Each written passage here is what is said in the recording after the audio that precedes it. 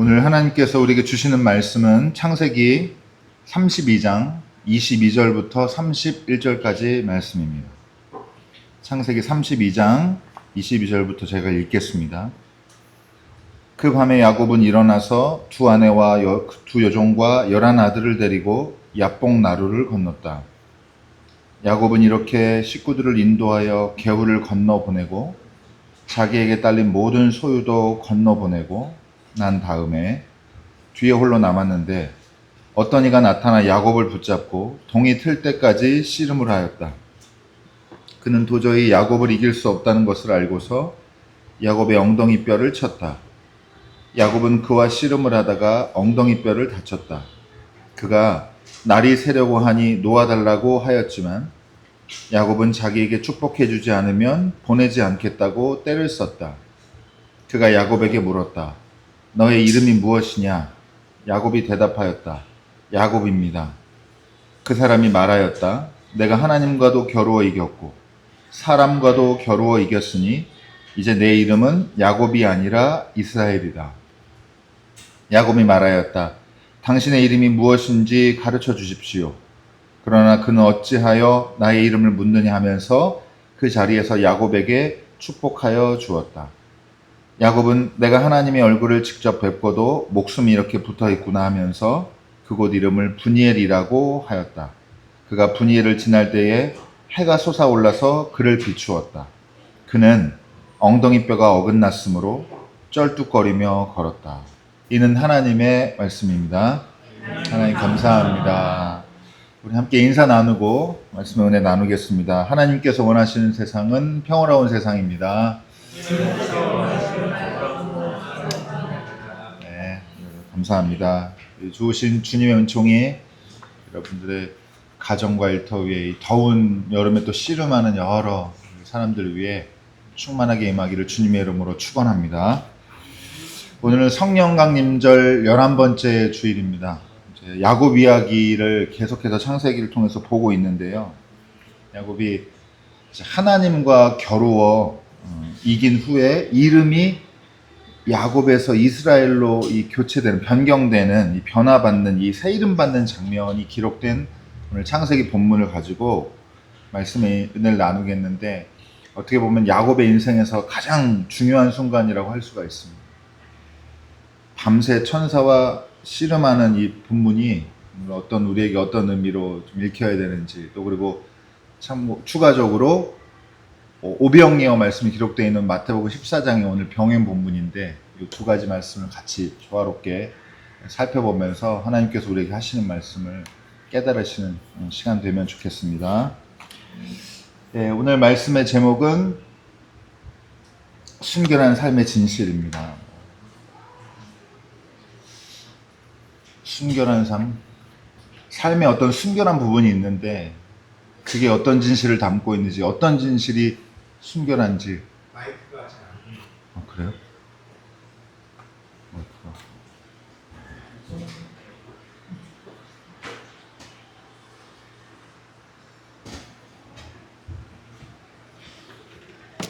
잘 들리십니까? 감사합니다.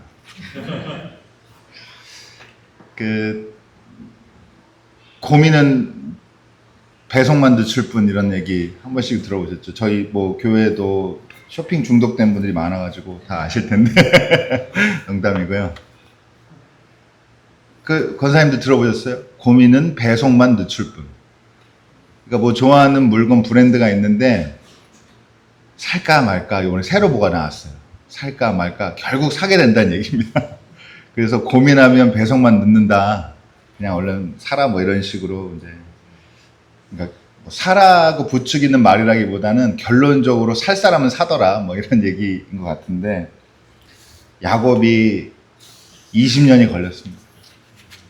결국에는 이 씨름하고, 하나님과 씨름하고 자기 삶의 정말 어려운 부분을 정면 돌파하고 직면에서 뚫어냈어야 됐는데, 이걸 우회하느라고 도망치는 것부터 해서 쫓기고 하다 20년이 걸려서 결국에는 이제는 더는 피할 수 없는, 오늘 자세히 배경 설명을 막 해보진 않겠지만 너무도 많은 그 일들이 있었고 이제는 더는 피할 수 없는 상황이 되었고 남은 길이 딱 한 길입니다. 그냥 형을 만나야 돼요, 이제는. 그래서 제가 보기에는 좀 나쁘게 읽으면 어떤 면에서 야곱이 이제 내일 형을 만나요. 형이 온대요. 소식을 들었어요. 이제 어디 도망칠 수도 없어. 도망가도 다 잡히고. 그러니까 마지막 이제 어떻게 보면 부정적으로 보면 수를 쓴 게 가족들을 먼저 보내고 두 패로 나눠가지고 자기만 홀로 남고 이렇게 됐는데 이제는 그렇다고 자기가 소중하게 20년 동안 쫓겨다니면서 일군이 가족들도 어떻게 할 수가 없고 너무 사랑하고 소중하잖아요. 그리고 형 만나는 것도 무섭고 형이 나한테 해코지하면 어떡하지 복수하면 어떡하지 이 마음도 있는데 그래도 이제는 양자 간의 결정을 할 수밖에 없고 사실은 피하는 건 이제 선택지에서 사라져 버렸습니다. 그래서 형을 만나긴 해야 돼. 이런 상황에서 야복이라고 하는 강의 나루에서 밤새 어떤 사람이랑 씨름을 하게 됩니다. 근데 여기 이제 재밌는 게 어떤 이가 나타나 야곱을 붙잡고 동이 틀 때까지 씨름을 하였다라고 합니다. 그러니까 여러분 야곱이 이 사람 붙든 게 아니고 어떻게 그렇게 읽히는데 이 사람이 야곱을 붙들고 씨름을 시작을 한 거예요. 시비를 걸었습니다. 근데 야곱이 어떤 사람이에요? 시비가 걸리면 안 놓는 사람입니다. 동이 틀 때까지 안 놓아주고 결국에는 이 어떤 사람이 야곱을 못 이긴다. 얘는 목숨 걸고 하는 애다. 이렇게 되니까 나 이제 그냥 보내줘라 했는데 안 보내주니까 물론 앞에 순서가 좀 다를 수 있지만 어쨌든 환도뼈를 치고 그랬는데도 안 놓아주고 하니까 축복 안 해주면 나 안 놓아주겠다. 이렇게 해가지고 진짜 밤이 동이 틀 때까지 이 싸움을 하고 결국에는 이 어떤 이가 누구예요? 천사일 수도 있고 하나님일 수도 있는데 어쨌든 네가 하나님이랑 겨루어 싸워서도 이겼고 사람과도 겨루어 싸워서 이겼으니까 이제 네 이름을 야곱이 아니라 이스라엘이라고 하겠다라고 해서 새로운 존재로 태어납니다. 성경에 많은 본문들 이야기가 있는데 뭐 그리스도인이라면 당연히 오랫동안 여러 가지 자기가 애정하는 말씀이 있을 수 있는데 제가 손에 꼽는 제가 정말 좋아하는 본문 중에 하나입니다. 그러니까 이게 야곱이 밤새 씨름한 게 누구냐 이걸 먼저 정리를 해야 되는데 왜 제가 이 말씀에 대한 편향된 애정을 가지고 있냐 하면은 야곱 심정을 제가 알 것 같아요. 그냥 설명해서가 아니라 그냥 야곱이 왜 저러는지 알 것 같아요. 그리고 저도 이런 시절을 집중적으로 겪은 적도 있고 또 지금도 겪고 있다고 이렇게 말할 수가 있는데 뭐냐 결국 하나님과 싸우고 있어요. 20년 동안 싸워왔습니다. 자기 존재 운명과 겨루고 여러분 자기가 차남으로 태어났는데 장남이 될 수는 없잖아요. 근데 이걸 운명을 바꿔낸 사람입니다. 그러니까 아주 되게 현대적인 인물이에요. 예. 성실성의 사회에서 이렇게 자기 캐릭터를 스스로 개척하는 이런 인물로 나오는데 고생을 죽도록 하죠. 그래서 근데 결국에는 이 사람이 하나님과 싸우는 걸로 묘사가 되고 있지만 결국에는 그 하나님이 어떤 모습이냐 사실은 자기 자신이에요. 자기가 벌려놓은 일, 자기가 선택했던 길, 자기가 형 속이고 아버지 속이고 엄마랑 공모해서 축복 갈취했던 일 이런 것들 자기가 벌여놓은 일에 대한 그러니까 여러분 요거 오해하지 마시고 죄값을 치른다랑은 다릅니다. 삶을 살아보다 보면 어떤 선택이 있고 그 선택에 대한 결과를 20년 동안 지금 앓고 있고 그걸 피하고 싶었는데 이제는 결국 더 이상 못 피하는 그런 시점이 됐다. 이렇게 돼서 이걸 정리하면 이제 야곱이 하나님과 다투고 또 자기 자신과 다투었다라고 하는 게 저는 그렇게 처음부터 이 말씀이 어느 순간부터 읽혀가지고 저는 너무 이게 이해가 됐어요. 저도 평생 하나님과 싸우고 저랑 싸우고 하는 그런 심정일 때가 있어가지고 이 말씀을 이해하게 되었습니다. 제가 뭐 여러 차례 얘기해서 자세한 얘기는 하지 않겠지만 그러니까 저는 이게 저랑 연결고리가 있는 건 뭐냐면 자기 혐오이거든요. 전 제가 싫어서 제가 그 싫은 걸 어떻게 하면 극복할까 그 과거 내가 살았던 그 과거를 어떻게 하면 다시 이렇게 고쳤을까 이게 저한테 너무 숙제여가지고 늘 이게 불만이고 그래서 어쨌든 지금은 이제 제가 한 살, 두 살 더 먹어가면서 이걸 받아들이는 것도 훈련의 중요한 신앙의 훈련이다. 제 모습을 이렇게 살고 있지만 사실 회심하고 나서 오랫동안 하나님과 다투고 어떻게 다퉜냐? 하나님이 용서한다고 해도 내가 용서가 안 돼. 내가 교만한 거죠.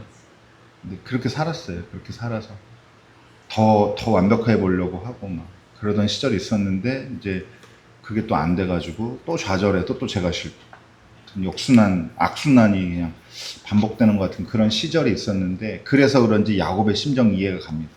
그러니까 여러분 쉽게 얘기하면 인생에 풀어야 될 숙제가 있는 거예요. 늘 마음 한켠에 있는. 저게 해결돼야 되는데 근데 해결이 안 되죠. 그리고 웬만하면 일상에서 어떻게 그걸 맨날 마주봐요? 못 마주봅니다. 그러니까 그냥 내비둬요. 그냥 살아요. 그러다가 또 언제 한번 확 올라와서 너 형이 아직도 살아있어. 너 아직도 너 해결 안 된 숙제가 남아있는 거 알지? 잊지 마. 행복하려고 그러면 자꾸 그런 생각이 떠오르고 뭔가 그게 나타나고 그러니까 이게 여러분 그거 피할 수가 없는 거예요. 그래서 처음에는 인생이 어떤 사람이 야곱을 붙잡고 씨름한 것처럼 인생의 어떤 순간과 어떤 경험들이 나를 붙잡았는데 나중에는 어떻게 돼요? 나도 또 집착이 돼요.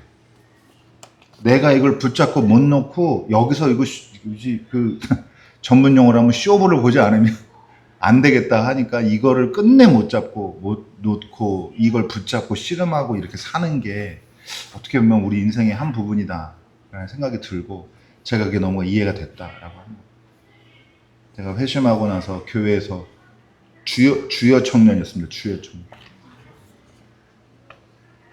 뭐 이렇게 한이 많은지 진짜 지금 생각하면 왜 그렇게까지 했는지 모르겠는데 막 이렇게 기도하러 가고 그러면 주변에 하도 시끄럽게 저기 동네에서 다 들려가지고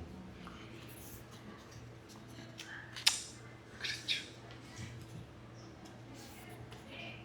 내가 만약에 소리를 질러서 할 수 있다 그러면 진짜 속이 다 사라질 때까지 진짜 소리를 지르고 싶을 때가 있었어. 그래가지고 제가 이렇게 득음한 거잖아요. 공판장 목소리를 그때부터 낼 수가 있게 되었습니다. 발성훈련 필요하신 분은 저에게 오시면. 야곱이 형을 만나기 위해서 이렇게 지금 마음이 쫄린 거잖아요. 그러니까 형이라는 게 누구예요? 결국 쌍둥이잖아요. 그럼 쌍둥이는 그렇게 생각하면 자기랑 가장 가까운 사람인 거죠. 자기랑 가장 유사한 존재. 물론 다른 사람이지만. 그렇지만 이제 그렇게 생각해 볼 때는 세상 많은 것들 중에 자기랑 가장 가까운 것 때문에 지금 20년 동안 평생 씨름했고 이제 결국 그걸 만나가지고 그게 아니라 그 존재를 만나서 결판을 내야 되는 그 시점에 이르렀다라고 하는 겁니다. 못 피합니다. 어느 순간에는 눈앞에 서게 돼 있습니다. 그래서 여러분 그런 게 어떤 그런 게 있어요. 자기가 두려워하는 게 결국에는 자기 앞에 언젠가 나타나기도 합니다. 제가 단언처럼 얘기하기는 어렵지만 그러니까 그게 무슨 말이냐 내가 계속 두려웠고 피하고 싶었다는 게 결국은 만날 수밖에 없다는 사실을 알고 사는 거예요. 내가 저걸 해결해야 되는데 이렇게. 아무튼 그렇습니다. 그래서 이해가 됐다. 내가 이 이야기를 사랑한다. 제가 사랑한다 이 얘기를 한 거고요. 두 번째로는 그러면 이제 여러분 이 천사와 씨름한 밤의 이야기는 어떻게 생각했냐면 이야기거리가 많아요. 야곱이 되게 재밌는 캐릭터예요. 근데 이 사람이 겪은 일 중에서도 가장 중요한 일이라고 볼 수가 있습니다. 어떻게 말하면 이 사람이 야복강에서 씨름하기 위해 태어난 사람이에요. 어떻게 말하면. 그리고 그 씨름에서 축복받고 새로운 존재가 돼서 형을 만나야만 되는 어쨌든 예언이 무슨 신탁을 받은 것처럼 그렇게 참 운명적인 어떤 이런 만남이 이날인데 이날 밤을 잘 그렇게 환도뼈가 부러지고 그러니까 평생 절뚝거립니다. 근데 여러분 마지막 구절 기억나시죠? 같이 읽어볼까요? 한번 한유빈 어린이 찾아줄래요? 네, 여기 요거 같이 한번 그가 분예를 지날 때 해가 솟아서 그를 비추었다. 그는 엉덩이 뼈가 어긋났으므로 절뚝거리며 걸었다. 라고 합니다. 제가 오늘 말씀 제목이 순결한 삶의 진실인데 이 어긋나는 두 문장, 두 표현이 이게 삶입니다. 제가 그 말씀을 나누고 싶습니다. 분이엘을 지날 때에 해가 솟아서 그를 비추었다. 아멘이라고 끝나면 좋잖아요. 분이엘을 지나서 해가 그를 비추었다. 근데 다리를 절더라. 이렇게 얘기하는 겁니다. 대가가 필요합니다, 인생에. 공짜가 없습니다. 은혜 공짜인데 이 은혜도 삶의 어떤 시기와 경험과 정말 저처럼 주여를 쏟아내든지 다르게 살라고 발버둥 쳐보든지 아니면 진짜 쫓겨오는 삶의 여러 가지 문제들, 건강이든지 재정적인 거든지 관계적인 거든지 그거를 결국에는 그거를 겪어내지 않고서 이렇게 짠하고 등장하는 삶의 진실은 은혜는 없다. 그리스도인으로서 요거를 잘 이해하시면 좋을 것 같아요. 여러분 오늘 병행 본문이 마태복음 14장인데 오병이 이야기 잘 아시죠? 따로 설명하지 않아도 어떻게 얘기가 되냐? 간략하게 하면 야외에서 예수님이 가르침을 들은 사람들이 이제 밥 먹을 때가 되니까 제자들이 이제 미리 언지를 합니다. 선생님, 이 사람들이 이제 마을로 내려보내서 각 사 먹든지 어떻게든 각자 해결하게 저녁 식사를 해결해야 될 그럴 끼니 때가 되었습니다. 보낼까요? 그랬더니 예수님 뭐라 그러냐? 갈 것 없다. 이렇게 얘기합니다. 그러면서 뭐가 있냐? 이렇게 되면서 오병이어가 떡 5개와 물고기 2개가 있고 그걸 가지고 축사하셔서 나누고 그걸 충분히 먹고 남게 되었다라고 하는 건데 여러분 그러니까 이렇게 되는 거예요. 전전긍긍하고 있던 모든 것들 그런 것들이 나중에 은혜롭게 끝나고 나면 뒤돌아보면 여러분 그게 막 뭐라 그럴까? 힘들면 힘들수록 즐거운 얘기거리가 되죠. 그렇지 않으세요? 네. 물론 더 힘든 것도 있겠지만 그래도 이제 대부분 어려우면 고생이면 고생일수록 남에게 또 얘기할 거리가 돼요. 야, 그때 우리가 5,000명 있었는데 밥을 먹는데 어떻게 하나? 막 여기서 예수님 스태프들이랑 회의하고 그러는데 가서 사 먹게 하자. 이 마을로 몇 명 보내고 정말 막 고민하고 있는데 예수님이 그냥 갑자기 그냥 남은 뭐 있나 한번 걷어봐라 그랬더니 아주 보잘것없는 정말 조금 있었는데 그거를 돌리니까 우리가 다 먹었어. 이렇게 얘기가 되는 거잖아요. 여러분 이런 식으로 여러분 완전히 다른 이야기지만 갈등과 긴장이 해소되고 어떤 은혜의 순간이 경험되고 하는 것을 만약에 야곱 사건이랑 연결을 한다면 여러분 특별한 하나님의 은혜가 여기에 숨어 있다는 걸 이해할 수가 있습니다. 여러분 야곱이 평생 그 야복강 잊었을까요? 잊지 못하고 살았을까요? 기억하며 살았을까요? 그렇죠. 순간 매일은 아니더라도 결정적인 순간 되면 내가 그때 씨름했지. 내가 그때 하나님 만났지. 여러분 내가 만난 사람이 누구예요? 고생한 게 기억나는 게 아니라 그 고생 끝에 만난 사람이 누구예요? 하나님이죠. 그게 이 사람의 삶의 정체성이 되고 정말 그 이름표가 되는 겁니다. 그 태그가 찍혀가지고 야복강에서 하나님과 씨름하여 이긴 사람. 내 이름은 이스라엘. 그래서 여러분 자식들 막 어렵게 되고 막 이런 순간 또 겪잖아요 나중에. 그럼 어떻게 돼요? 나 하나님 만난 사람이지. 이게 이제 이 마음속에서 살아나서 또 견디게 해주고 아마 그렇게 될 것입니다. 그리고 이게 하나님과 단순히 종교적인 체험을 넘어서 자기랑도 화해한 사건이기 때문에 이게 중요한 의미로 남는다라고 하는 겁니다. 그래서 제가 이제 요 말씀의 2가지 배경을 가지고 이제 쉽게 3가지 정도만 짧게 어떤 의미가 있는지 나누고 싶은지 압축해서 말씀을 드리겠습니다. 첫 번째, 얘기를 하기 전에 아름다운 예화를 하나 말씀드리는 겁니다. 광주에 있을 때 오전 예배 마치고 내려왔는데 1층에서 화장실 앞에서 현빈이가, 오늘 현빈이 마침 없어 다행인데 현빈이가 엉거주춤 서 있어요 화장실 앞에. 그래가지고 뭐해 그랬더니 그때부터 막 우는 거예요. 바지에다가 설사한 거예요. 화장실 가는 길에 못 가고. 근데 여러분 제가 이제 그거 보고 뭐라 그래요? 달래줘야 될 거 아니에요. 그래갖고 그때 이제 현빈이 6살 때거든요. 6살 때인데 이렇게 반 무릎 꿇고 괜찮아 하고 이렇게 토닥거려도 괜찮다고 하고 토닥거리고 그러는데 갑자기 울컥한 거예요. 현빈이 이 모습 통해서 제 모습, 제 어쨌든 그런 남아있는 어떤 감정의 어떤 그런 경험들이 확 겹쳐지면서 어떤 생각했냐면, 아, 나는 얼마나 자주 인생의 화장실 앞에서 이렇게 울었었나 혼자, 이런 생각 확 드는 거예요. 그러면서 괜찮다 괜찮다 하는데 또 제가 F여가지고 또 저도 막 그게 나에 대한 막 위로처럼 느껴져가지고 하루 종일 그게 메아리처럼 들리고, 집이 바로 앞이어서 데리고 가서 씻기고 옷 갈아입히고 이렇게 그때 제가 했던 걸로 기억나는데, 그러면서도 계속 괜찮다 괜찮다 하는데 그게 자꾸 제 귀에 그럴 수 있어 괜찮아 그런 소리를 들었습니다. 여러분, 과거의 자기와 과거와 화해하는 거는 언제 하는 걸까요?